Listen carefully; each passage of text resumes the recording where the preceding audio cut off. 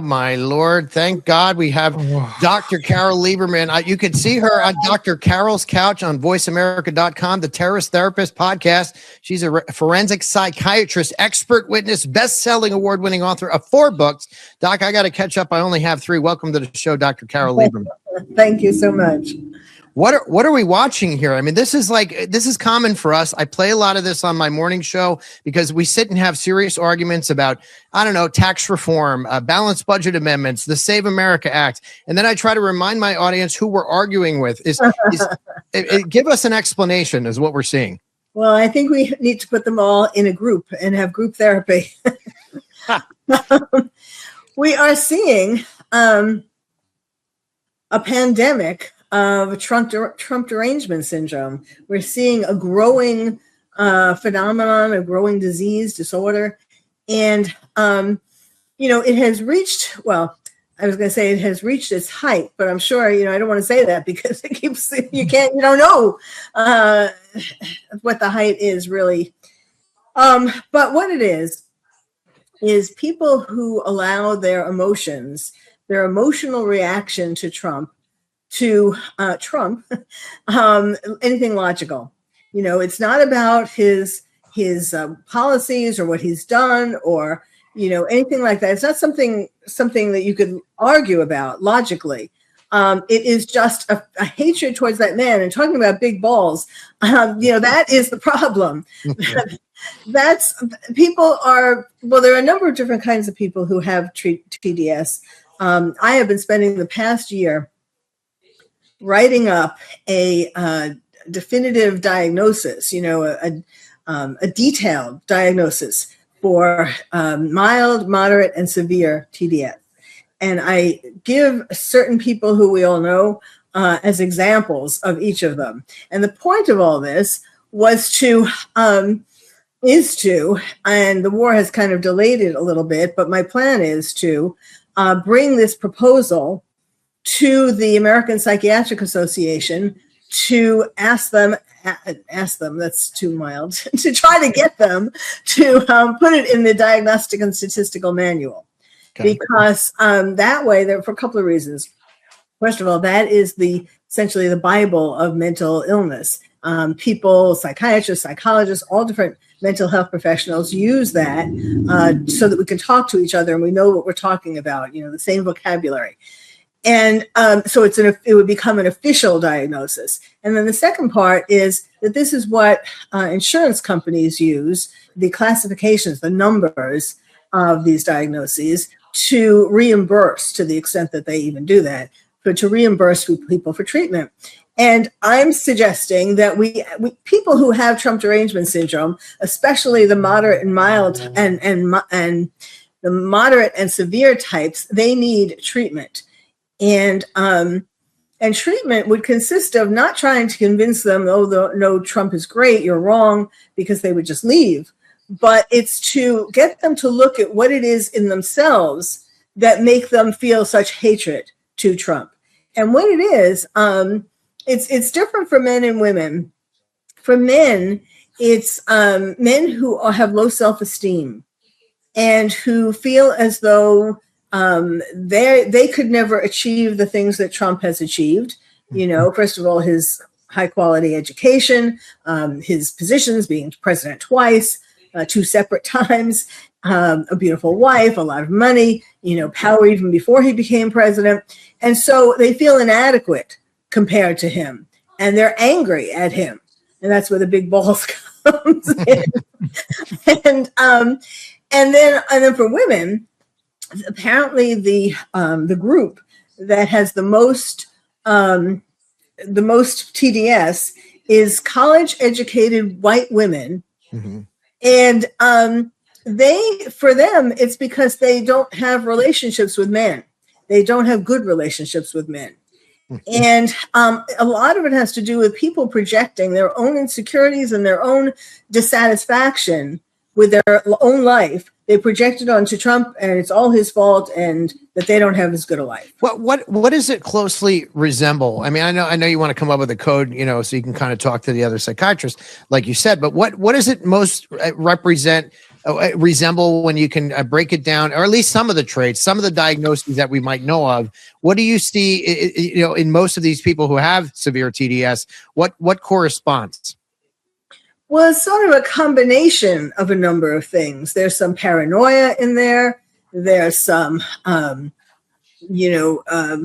anger. It's a number of different kinds of symptoms rather than disorders. You know what I mean? Like, to say that it's most akin to, there really isn't an obsessive. There's some obsessive qualities to it.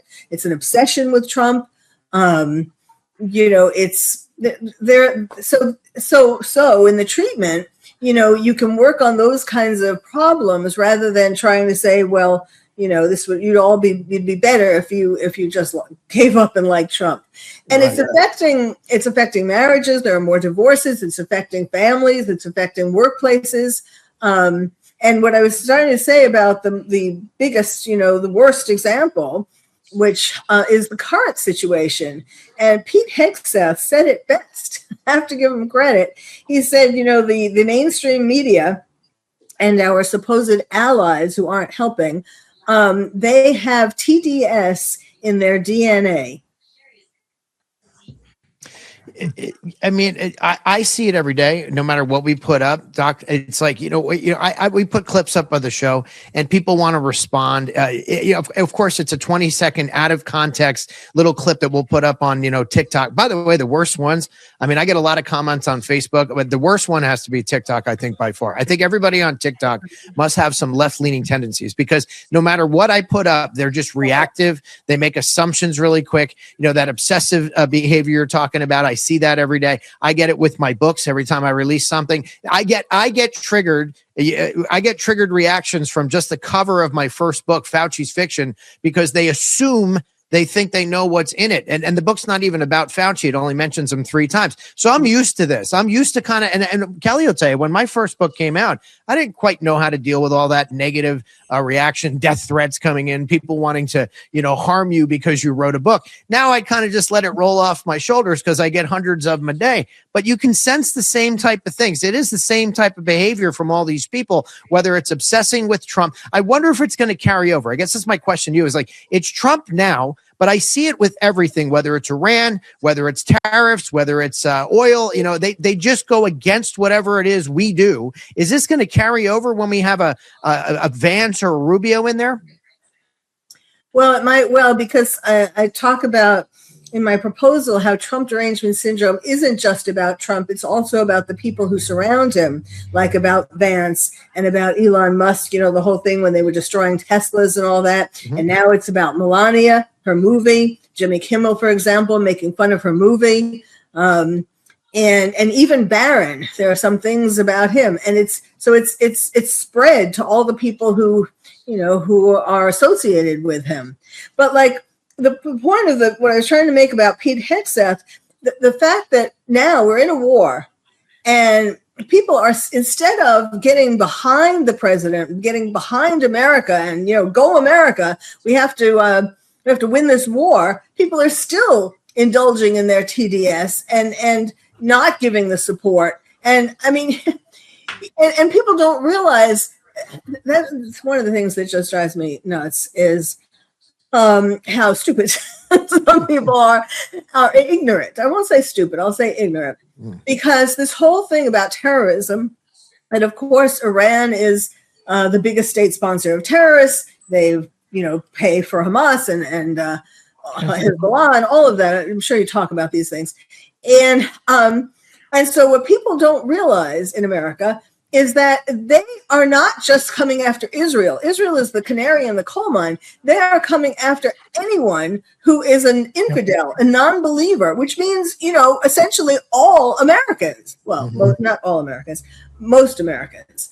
And so this is a war that is benefiting them. If Iran had the nuclear weapons, if they got stronger nuclear weapons, we would all be in danger. Supposedly we are at this point now too, but so it's for them, so in other words, people are letting their TDS take over their logic and their desire to protect themselves and to protect this country.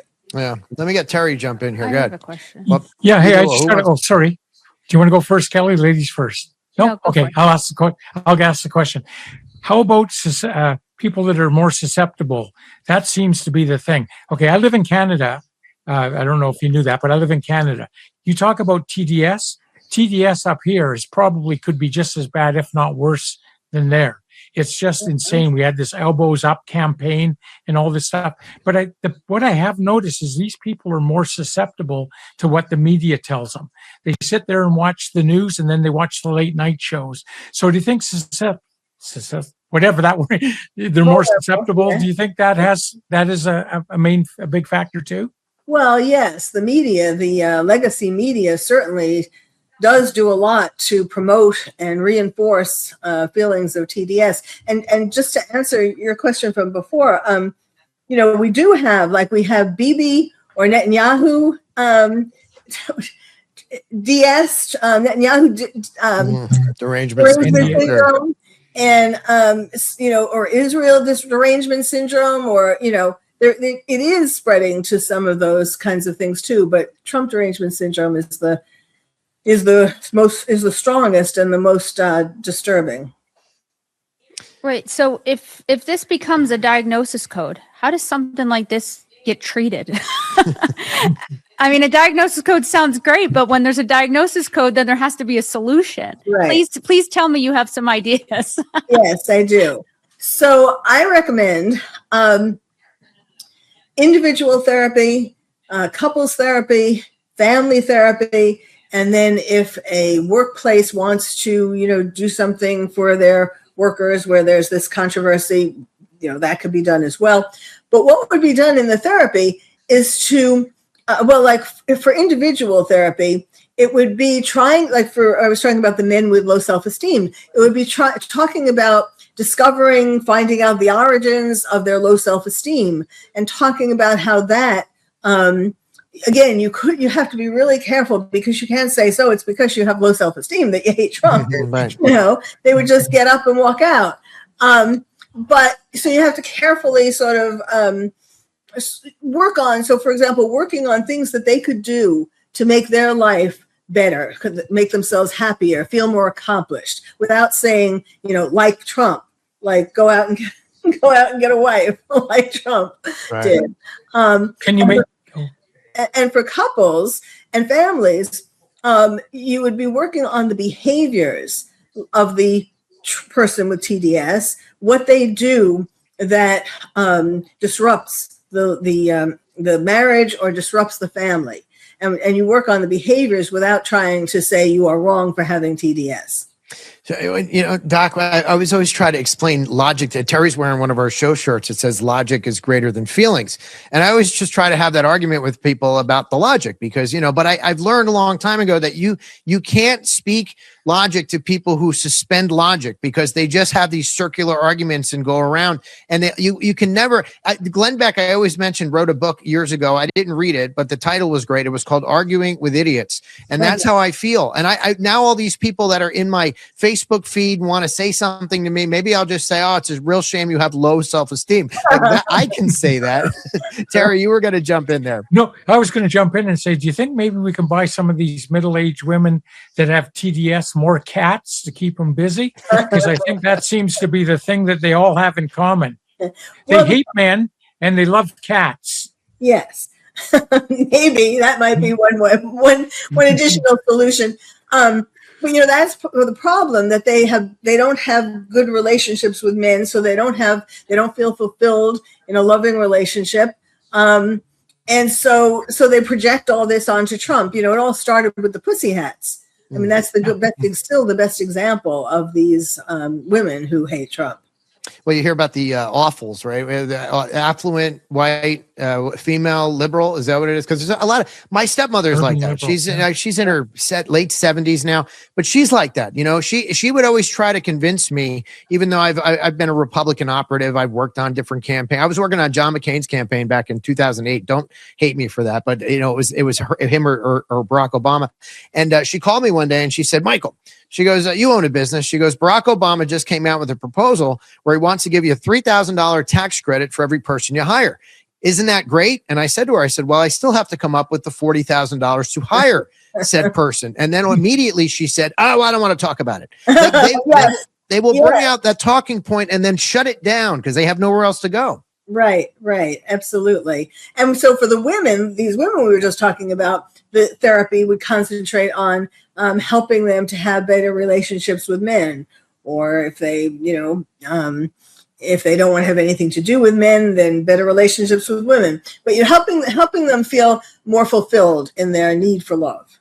Are you fulfilled? And men are weaker now, right? Kelly and I are married. I hope she says yes. Do you feel fulfilled in your relationship, Kelly? Yes, but even if I wasn't fulfilled, I wouldn't blame Donald Trump. Like I just feel like that's like it's real, but it's like ridiculous. I'm thinking like what else do you have? Like Carole, we're so busy working. We're trying to produce things. Kelly just worked another 13-hour day. We're all working our butts off, and I wonder if these people that have nothing better to do. But the worst part about it is they vote. They have the same power we have, and we can sit and talk. It's my frustration. Real issues. My new book is on, term limits. It's on ending the IRS and getting the tax code back to what it used to be, not this, the post 1913 monstrosity it is. We're sitting talking real issues and how to fix the country. They're talking about we could create a cure for cancer. You saw that during COVID. They came out and they didn't want the shot when Donald Trump was producing it with Operation Warp Speed. And then when we found out it didn't work, we backed away from it. But then when Biden took over, then those same people who said, I can't trust that shot, wanted to go out and get 18 of them. Yes. Yes, it's incredibly illogical. And, and it particularly bothers me about, now that the whole issue has come up in regard to Iran, because when 9/11 happened, I became the terrorist therapist, and I've been helping people since then cope with terrorism and warning people about how they are planning to take over America. And this isn't like something they decided yesterday. It's been for 1,000 years. Yeah. What are you working on now, and where can everybody find you? Well, I'm working on finishing up my proposal for TDS. People can find me. I have several websites. Trump. Start again. I'm obsessed with getting this proposal together. Terroristtherapist.com. Terroristtherapist.com. I have all these music videos that I produced for the anniversaries of 9/11 and for 10/7. And then also expert witness forensic psychiatry, and then also, of course, Twitter. I'm glad we got the opportunity to get you on here. You can pop on here anytime you want to talk about something, get it off your chest. We got a pretty big audience. We're featured today on Rumble, so is going to get a lot of views. If you could leave the audience with, I know Trump derangement. And it's funny because I was talking to Kelly before we were eating dinner, and I said, "Oh, we got Carole Lieberman coming on. We're going to talk about TDS." And she goes, "I wonder what how that gets diagnosed." But I think you explain that because it's a lot of different things. But I mean, if you could tell our audience, is this going to? I don't know what the best way to put this is. Are we ever going to get out of this, or do you see this getting progressively worse? Well, it's worse in a way now because it relates to the war as well. It's not just people throwing shoes at the television screen when Trump comes on. That's in the mild category. In the severe category, it goes all the way up to assassins, people who take TDS to an extreme. But it also has people like his niece who writes books, about him, criticizing him, and in a way that's the most hurtful because it's someone from your own family. Mm-hmm. But so there are all different kinds of, and there are going to be. I created a website for this, and there are quizzes at the on the website. People can take, or they can take it, for their friend, like answer the questions for their friend to see where you fit in this. But I'm going to bring that to work. Wait, what site is that on, Doc? Well, it hasn't been open to the public yet. When I bring this into the APA, that's when it's all going to open up. Gotcha. But what can I say?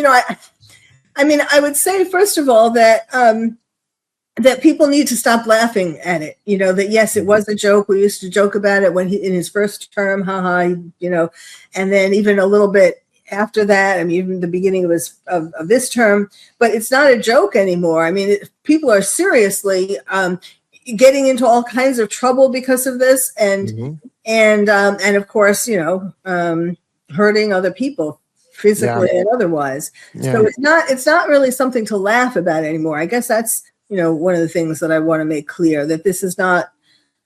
It's just the examples that you showed. Greta,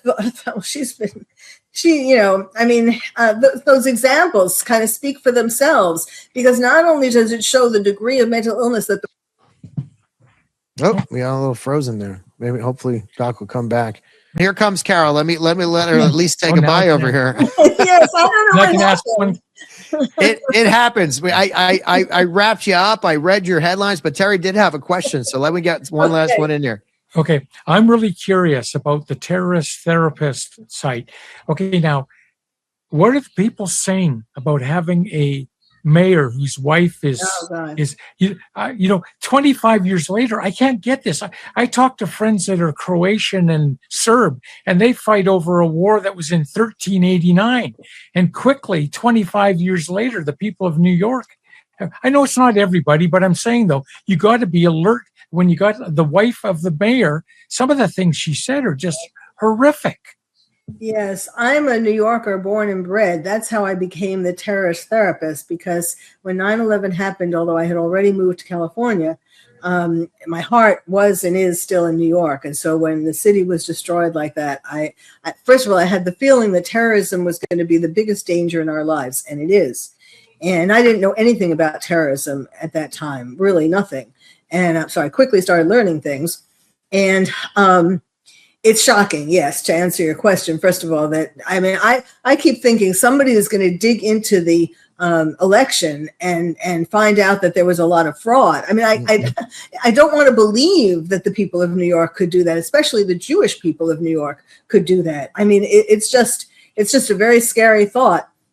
But I know. I hope that I keep waiting for somebody to get rid of him somehow. There must be some way politically, or I don't know. And the wife, yes, they found all these these horrific about Israel and about Jews, and I mean, he's basically a terrorist, and it's really sad. I mean, that's kind of what I was talking about before. What boggles my mind is how ignorant people are about terrorism in particular, and that they could elect him. He's going to destroy New York. Part of it, and not to, I don't want to drag this on too long, but part of it, if you think about it, Doc, is that we get so desensitized by the media, the mainstream media, because they normalize a lot of this behavior. You have things happen to Donald Trump that they kind of glaze over. Oh, Donald Trump, there was an incident in Butler. They don't say it was, an attempted murder. They kind of try to almost normalize all this behavior. And then people think, I guess, that is the norm, and they go along with it, so that when you see the extremes, you don't recognize them anymore. We do, because we're rooted in logic. But the folks that are easily swayed by the media, easily emotionally swayed, they're the ones that we got to worry about, because they fall into the trap. They go along with the narrative. Then they become radicalized. They will elect somebody like Mondani. They'll show up in Butler to try to shoot the press. They turn into Tyler Robinson and go shoot Charlie Kirk, and think that is something that's making everybody happy. We're normalizing a lot of this behavior with the help of the mainstream media, and of course the bully pulpit of some of the Chuck Schumer. I mean, Chuck Schumer used to sound like us 30 years ago. Now he sounds like he suspended everything he ever believed in to go out, and these talking points they're beyond reproach. They're ridiculous. Yes, and some of these people who are saying the most outrageous things, because they're so outrageous, get a lot of people to pay attention to them. I'm thinking of Tucker Carlson and Candace Owens, and just lies. But it really, he